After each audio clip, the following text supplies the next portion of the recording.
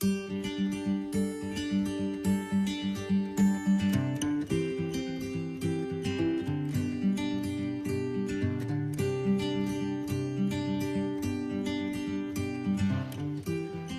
chers frères et sœurs.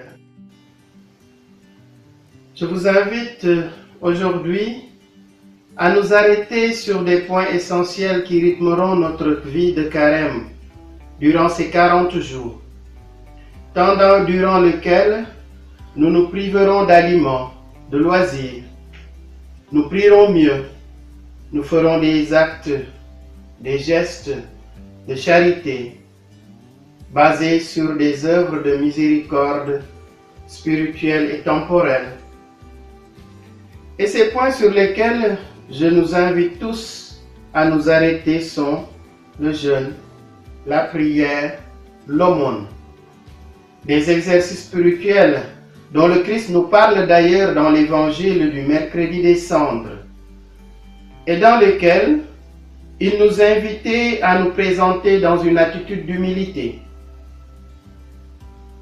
Attitude d'humilité en opposition à toute tendance ostentatoire. Quand vous priez, quand vous jeûnez, quand vous faites l'aumône, faites-le dans le secret.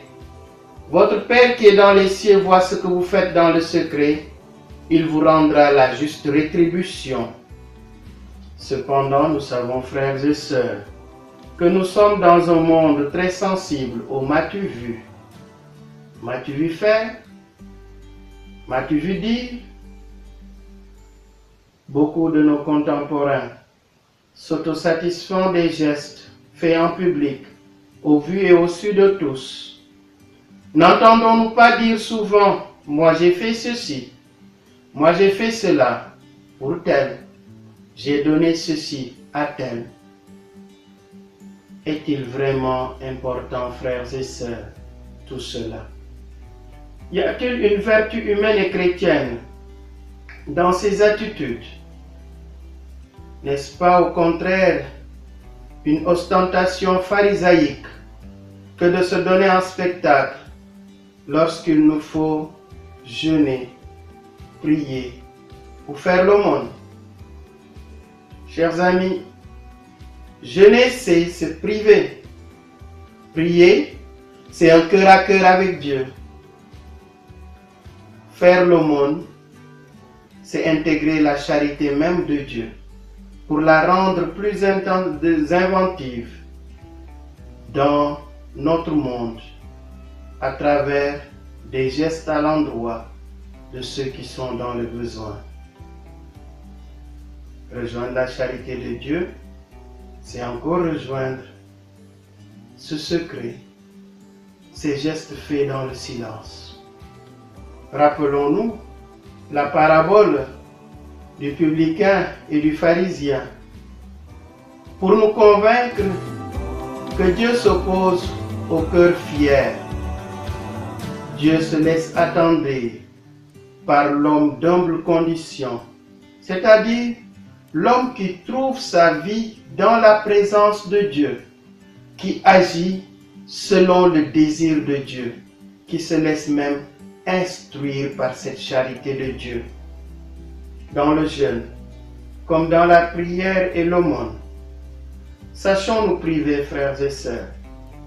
Sachons nous priver de tout ce qui fait valoir notre moi.